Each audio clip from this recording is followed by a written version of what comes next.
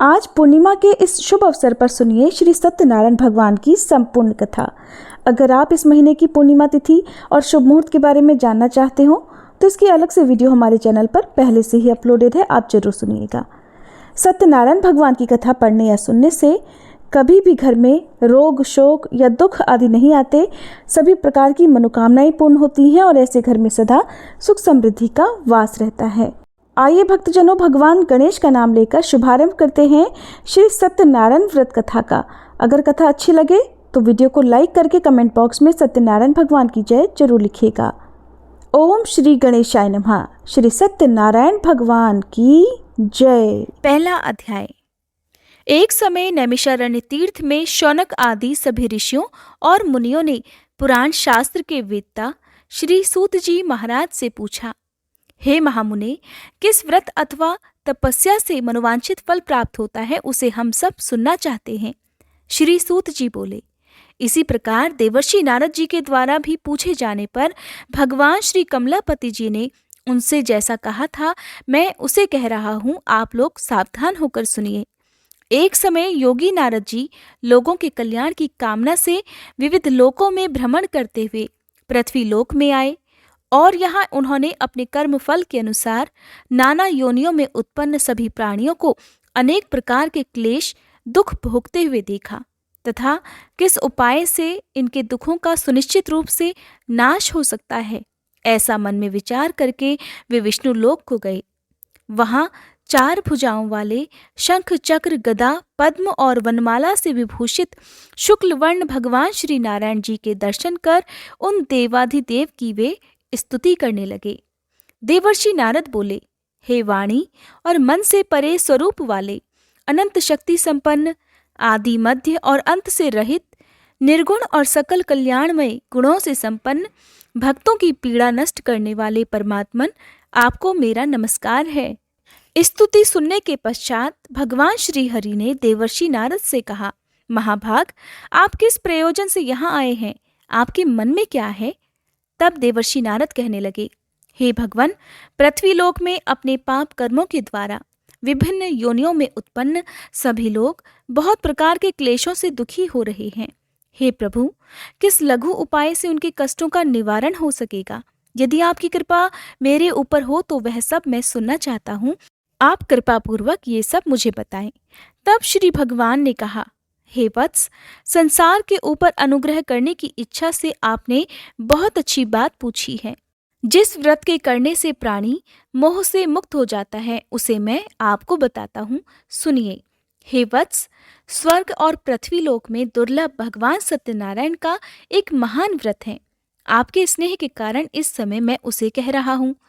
अच्छी प्रकार विधि विधान से भगवान सत्यनारायण जी का व्रत करके मनुष्य शीघ्र ही सुख प्राप्त कर परलोक में मोक्ष प्राप्त कर सकता है। भगवान की ऐसी वाणी सुनकर देवर्षि नारद कहने लगे, हे प्रभु, इस व्रत को करने का फल क्या है? इसका विधान क्या है? इस व्रत को किसने किया और इसे कब करना चाहिए, ये सब भी विस्तार पूर्वक बतलाइए। तब भगवान श्री हरि कहने लगे, यह श्री सत्यनारायण जी व्रत दुख शोक आदि का शमन करने वाला, धन धान्य की वृद्धि करने वाला, सौभाग्य और संतान देने वाला तथा सर्वत्र विजय प्रदान करने वाला है। जिस किसी भी दिन भक्ति और श्रद्धा से समन्वित होकर मनुष्य ब्राह्मणों और बंधु बांधवों के साथ धर्म में तत्पर होकर सायंकाल में भगवान श्री सत्यनारायण जी की पूजा करे, नैवेद्य के रूप में उत्तम कोटि के भोजनी पदार्थों को सवाया मात्रा में भक्ति पूर्वक अर्पित करना चाहिए। केले के फल, घी, दूध, गेहूं का चूर्ण अथवा गेहूं के चूर्ण के अभाव में साठी का चूर्ण, शक्कर या गुड़, ये सब योग्य सामग्री सवाया मात्रा में एकत्रित कर निवेदित करनी चाहिए। बंधु बांधवों के साथ श्री सत्यनारायण भगवान जी की कथा सुनकर ब्राह्मणों को भोजन कराना चाहिए। भक्ति पूर्वक प्रसाद ग्रहण करके नृत्य गीत आदि का आयोजन करना चाहिए। इसके पश्चात भगवान सत्यनारायण का स्मरण करते हुए अपने घर को जाना चाहिए। ऐसा करने से मनुष्यों की मनोकामना अवश्य पूर्ण होती है। विशेष रूप से कलयुग में पृथ्वी लोक पर यह सबसे छोटा और सरल उपाय है। दूसरा अध्याय। श्री सूत जी ने कहा, हे ऋषियों, जिन्होंने पहले समय में इस व्रत को किया है उसका इतिहास भी बताता हूँ, आप सब ध्यानपूर्वक सुने। सुंदर काशीपुरी नगरी में एक अत्यंत निर्धन ब्राह्मण रहता था। वह ब्राह्मण भूख और प्यास से बेचैन होकर पृथ्वी पर घूमता रहता था।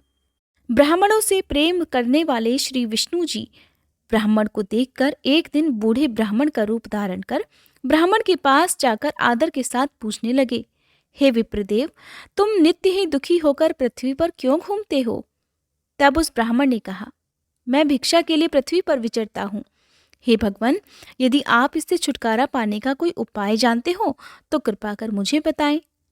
वृद्ध ब्राह्मण का रूप धारण किए श्री विष्णु जी ने कहा, हे ब्राह्मण, श्री सत्यनारायण भगवान मनोवांछित फल देने वाले हैं, इसलिए तुम उनका पूजन करो। इससे मनुष्य सब दुखों से मुक्त हो जाता है। ब्राह्मण को व्रत का सारा विधान बताकर बूढ़े ब्राह्मण का रूप धारण करने वाले श्री भगवान जी अंतर्ध्यान हो गए। जिस व्रत को वृद्ध ब्राह्मण ने बताया है, मैं उसे अवश्य करूंगा, ऐसा निश्चय कर वह ब्राह्मण घर चला गया। अगले दिन वह जल्दी उठा और श्री सत्यनारायण जी का व्रत करने का निश्चय कर भिक्षा मांगने के लिए चल दिया। उस दिन उसको भिक्षा में बहुत सारा धन मिला, जिससे उसने पूजा का सामान खरीदा और घर आकर अपने बंधु बांधवों के साथ श्री सत्यनारायण जी का व्रत किया। ऐसा करने से वह ब्राह्मण सब दुखों से छूटकर अनेक प्रकार की सुख समृद्धियों से युक्त हुआ। तभी से वह ब्राह्मण हर मास यह व्रत करने लगा। इसी प्रकार श्री सत्यनारायण जी के व्रत को जो शास्त्र विधि के अनुसार करेगा, वह सब पापों से मुक्त होकर मोक्ष को प्राप्त हो जाएगा। आगे भी जो मनुष्य पृथ्वी पर श्री सत्यनारायण जी का व्रत करेगा, वह सब दुखों से छूट जाएगा। इस तरह नारद जी से सत्यनारायण भगवान का कहा हुआ व्रत मैंने आपसे कहा। तब ऋषियों ने कहा, हे मुनीश्वर, संसार में इस विप्र से सुनकर किस किसने इस व्रत को किया, यह भी हम सब सुनना चाहते हैं। तब श्री सूत जी महाराज कहने लगे, हे मुनियों, जिस जिस प्राणी ने इस व्रत को किया है उन सब की कथा भी सुनो। एक समय वह ब्राह्मण धन और ऐश्वर्य के अनुसार बंधु बांधवों के साथ व्रत पूजन कर रहा था कि उसी समय एक लकड़हारा आया। उसने लकड़ियां बाहर रख दी और ब्राह्मण के घर में चला गया। प्यास से व्याकुल लकड़हारे ने ब्राह्मण को व्रत करते हुए देखा तो वह अपनी प्यास को भूल गया। उसने ब्राह्मण को नमस्कार किया और पूछा, हे ब्राह्मण देवता, आप यह किसका पूजन कर रहे हैं? इस व्रत को करने से क्या फल मिलता है, कृपया कर मुझे भी बताएं। तब ब्राह्मण ने कहा, सब मनोकामनाओं को पूर्ण करने वाला यह श्री सत्यनारायण जी का व्रत है। इनकी ही कृपा से मेरे यहाँ धन धान्य आदि की वृद्धि हुई है। विप्र से इस व्रत के बारे में जानकर वह लकड़हारा बहुत प्रसन्न हुआ। भगवान का चरणामृत लेकर और भोजन करने के बाद वह अपने घर को चला गया। अगले दिन लकड़हारे ने अपने मन में निश्चय किया कि आज गांव में लकड़ी बेचने से जो भी धन मिलेगा, मैं उसी से भगवान सत्यनारायण का उत्तम व्रत करूंगा। ऐसा मन में विचार कर वह लकड़हारा लकड़ियां लेकर अपने सिर पर रखकर जिस नगर में धनवान लोग रहते थे वहां चला गया। उस दिन लकड़हारे को लकड़ियों के बदले चौगुने दाम मिले। अब वह बूढ़ा लकड़हारा बहुत प्रसन्न होकर पके केले, शक्कर, शहद, घी, दूध, दही और गेहूं का चूर्ण इत्यादि श्री सत्यनारायण भगवान के व्रत की सभी सामग्री लेकर अपने घर आ गया। फिर उसने अपने बंधु बांधवों को बुलाकर विधि विधान के साथ भगवान की पूजा और व्रत किया। उस व्रत के प्रभाव से वह बूढ़ा लकड़हारा धन, पुत्र आदि से युक्त हुआ और संसार के समस्त सुख भोग कर वैकुंठ को चला गया। तीसरा अध्याय। श्री सूत जी ने कहा, हे श्रेष्ठ मुनियों, अब एक और कथा कहता हूँ। पूर्व काल में उल्कामुख नाम का एक बुद्धिमान राजा था। वह सत्य वक्ता और जितेंद्रिय था। प्रतिदिन मंदिरों में जाता और गरीबों को धन देकर उनके कष्ट दूर किया करता था। उसकी पत्नी सुंदर और सती साध्वी थी। भद्रशिला नदी के तट पर उन दोनों ने श्री सत्यनारायण भगवान जी का व्रत किया। साधु नामक एक वैश्य राजा को व्रत करते देखकर उनसे पूछने लगा, हे राजन, भक्ति युक्त मन से आप यह क्या कर रहे हैं? मेरी सुनने की इच्छा है। तब महाराज उल्कामुख ने कहा, हे साधु वैश्य, मैं अपने बंधु बांधवों के साथ संतान प्राप्ति के लिए महाशक्तिमान सत्यनारायण भगवान जी का व्रत और पूजन कर रहा हूँ। तब उसने कहा, हे राजन, मुझे भी इस सब का विधि विधान बताइए। मैं भी आपके कहे अनुसार इस व्रत को करूंगा। मुझे कोई संतान नहीं है और मुझे विश्वास है कि इससे निश्चय ही मेरे यहाँ भी संतान होगी। राजा से सब विधान सुनकर व्यापार से निवृत्त होकर वह वैश्य खुशी खुशी अपने घर आ गया। वैश्य ने अपनी पत्नी लीलावती से संतान देने वाले उस व्रत का समाचार सुनाया और निश्चय किया कि जब हमारे यहाँ संतान होगी तब मैं भी इस व्रत को करूंगा। एक दिन उसकी पत्नी लीलावती सांसारिक धर्म में प्रवृत्त होकर गर्भवती हो गई। उसने एक सुंदर कन्या को जन्म दिया। कन्या का नाम कलावती रखा गया। इसके बाद लीलावती ने अपने पति को याद दिलाया कि आपने जो भगवान का व्रत करने का संकल्प लिया था, अब आप उसे पूरा कीजिए। साधु वैश्य ने कहा, हे प्रिय, मैं कन्या के विवाह पर इस व्रत को अवश्य करूंगा। इस प्रकार अपनी पत्नी को आश्वासन देकर वह व्यापार करने चला गया। काफी दिनों के बाद वह लौटा तो उसने नगर में सखियों के साथ अपनी पुत्री को खेलते देखा। वैश्य ने तुरंत कलावती के लिए कोई सुयोग्य वर की तलाश की। कंचन नगर के एक सुयोग्य वणिक पुत्र से अपने बंधु बांधवों सहित प्रसन्न मन से अपनी पुत्री का विवाह उसके साथ कर दिया। वैश्य विवाह के समय भी सत्यनारायण भगवान का व्रत करना भूल गया। इस पर श्री सत्यनारायण भगवान की लीला हुई। अपने कार्य में कुशल साधु नामक वैश्य अपने जमाता सहित नाव को लेकर व्यापार करने के लिए समुद्र के समीप स्थित रत्नसारपुर नगर में गया। दोनों ससुर और जमाई राजा चंद्रकेतु के नगर में व्यापार करने लगे। एक दिन भगवान सत्यनारायण की माया से प्रेरित एक चोर राजा का धन चुराकर भागा जा रहा था। राजा के दूतों को अपने पीछे आते देखकर चोरों ने घबराकर राजा के धन को उनकी नाव में रखा और भाग गए, जहां ससुर और जमाई थे। राजा के दूतों ने जब धन को उनकी नाव में रखा देखा तो पकड़कर राजा के पास जाकर कहने लगे, महाराज, हम ये 2 चोर पकड़कर लाए हैं, आप आज्ञा दीजिए। राजा ने कारागार में डालने की आज्ञा दे दी। इस प्रकार राजा की आज्ञा से उनको कठिन कारावास में डाल दिया गया तथा उनका सारा धन भी ले लिया गया। सत्यनारायण भगवान जी की लीला के अनुसार साधु वैश्य की पत्नी लीलावती और पुत्री कलावती भी घर पर बहुत दुखी हुई। उनके घर में रखा हुआ सारा धन चोर चुरा कर ले गए। एक दिन शारीरिक और मानसिक पीड़ा से और भूख प्यास से अति दुखित होकर भोजन की चिंता में कलावती एक ब्राह्मण के घर गई। उसने श्री सत्यनारायण भगवान का व्रत होते देखा। उसने कथा सुनी और प्रसाद ग्रहण कर रात को घर आई।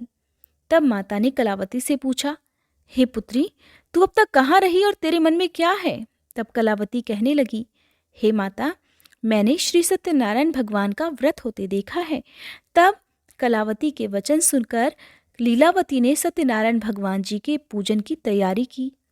उसने परिवार और बंधु बांधवों सहित मिलकर श्री सत्यनारायण भगवान जी का पूजन और व्रत किया और मनोकामना मांगी कि मेरे पति और दामाद शीघ्र ही घर लौट आए। साथ ही उसने प्रार्थना भी की कि हे प्रभु, हम सबके अपराध क्षमा कीजिए। श्री सत्यनारायण भगवान जी इस व्रत से संतुष्ट हो गए। उन्होंने राजा चंद्रकेतु को स्वप्न में दर्शन देकर कहा, हे राजन, जिन दोनों वैश्यों को तुमने बंदी बना रखा है वे निर्दोष हैं, उन्हें प्रातःकाल ही छोड़ देना। राजा से ऐसा कहकर भगवान अंतर्ध्यान हो गए।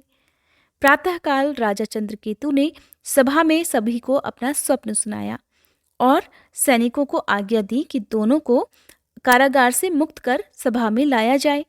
दोनों ने आते ही राजा को प्रणाम किया। तब राजा उनसे कहने लगा, हे महानुभावों, तुम्हें अज्ञानतावश ऐसा दुख प्राप्त हुआ है, अब तुम्हें कोई भय नहीं है, अब तुम दोनों मुक्त हो।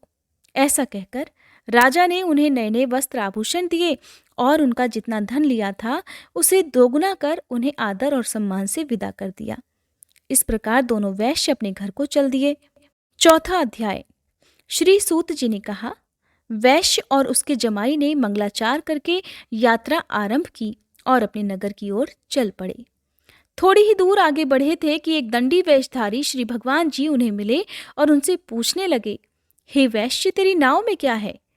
अभिमानी वणिक हंसता हुआ कहने लगा, हे दंडी, आप क्यों पूछते हैं? क्या धन लेने की इच्छा है? मेरी नाव में तो बेल और पत्ते भरे हैं। वैश्य के कठोर वचन सुनकर दंडी रूप में भगवान ने कहा, तुम्हारा वचन सत्य हो। ऐसा कहकर वे वहां से कुछ दूर जाकर समुद्र के किनारे बैठ गए। दंडी महाराज के जाने के पश्चात वैश्य ने नित्य क्रिया से निवृत्त होने के बाद जब नाव को ऊंची उठी देखा तो बड़ी हैरानी हुई और नाव में बेलपत्ते आदि देखकर मूर्छित होकर जमीन पर गिर पड़ा। होश आने पर अत्यंत शोक प्रकट करने लगा। तब उसके जमाई ने कहा, पिताजी आप शोक न करें, यह दंडी महाराज का ही श्राप है, अतः उनकी शरण में ही हमें चलना चाहिए, तभी हमारी मनोकामना पूरी हो सकेगी।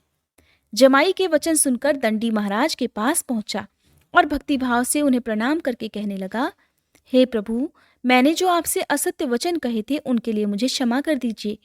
ऐसा कहकर वैश्य रोने लगा। तब दंडी भगवान बोले, हे वणिक पुत्र, मेरी आज्ञा से ही तुझे बार बार दुख प्राप्त हुआ है, क्योंकि तू मेरी पूजा से विमुख हुआ है।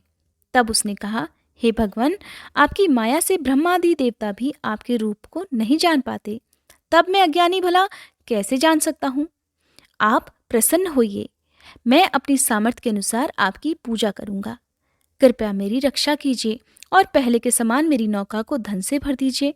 उसके इस प्रकार भक्ति युक्त वचन सुनकर सत्यनारायण भगवान प्रसन्न हो गए और उसकी इच्छा अनुसार वरदान देकर अंतर्ध्यान हो गए। तब ससुर और जमाई दोनों ने नाव पर आकर देखा कि नाव तो धन से भरी हुई थी।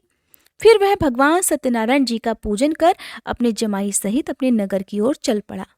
जब वह अपने नगर के निकट पहुंचा तब उसने एक दूत को अपने घर भेज दिया। दूत ने वैश्य के घर जाकर उसकी पत्नी को नमस्कार किया और कहने लगा, आपके पति अपने दामाद सहित इस नगर के समीप आ गए हैं। लीलावती और उसकी कन्या कलावती उस समय भगवान का पूजन कर रही थी।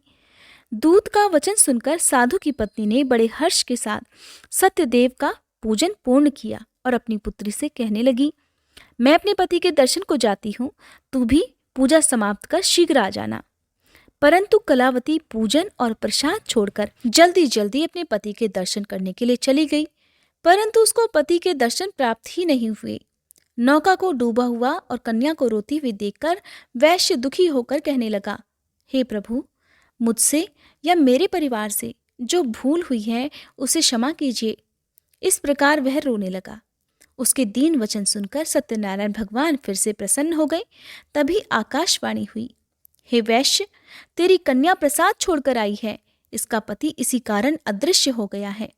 अब यदि तेरी कन्या घर जाकर प्रसाद खाकर लौटे तो इसका पति इसे अवश्य मिल जाएगा।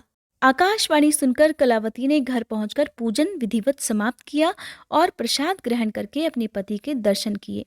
तत्पश्चात वैश्य ने वहीं बंधु बांधवों सहित भगवान सत्यनारायण का विधिपूर्वक पूजन किया और वह इस लोक के सभी सुख भोगकर अंत में स्वर्गलोक को चला गया। 5वां अध्याय। श्री सूत जी ने आगे कहा, हे ऋषियों, मैं एक और कथा भी कहता हूँ। प्रजा पालन में लीन तुंगध्वज नाम का एक राजा रहा करता था। उसने भगवान सत्यनारायण का प्रसाद त्याग कर बहुत दुख पाया। एक समय राजा वन में वन्य पशुओं को मारकर बड़ के वृक्ष के नीचे आया। वहां उसने ग्वालों को भक्ति भाव से बंधु बांधवों सहित श्री सत्यनारायण जी का व्रत पूजन करते देखा, परंतु राजा ये सब देखकर भी अभिमानवश न तो वहां गया और न ही सत्यनारायण भगवान को प्रणाम किया। जब ग्वालों ने भगवान जी का प्रसाद उसके सामने रखा तो वह प्रसाद त्याग कर अपने नगर को चला गया। नगर में पहुंचकर उसने देखा कि उसका सब कुछ नष्ट हो गया है। वह समझ गया कि यह सब भगवान सत्यनारायण ने ही किया है। तब वह वापस उसी स्थान पर आया और ग्वालों के पास गया और विधिपूर्वक पूजन कर प्रसाद ग्रहण किया तो सत्यनारायण भगवान की कृपा से सब कुछ पहले जैसा ही हो गया और फिर वह सारे सुख भोग कर अंत में स्वर्गलोक को चला गया। जो मनुष्य इस परम दुर्लभ व्रत को करेगा, श्री सत्यनारायण भगवान की कृपा से उसे धन धान्य की प्राप्ति होगी।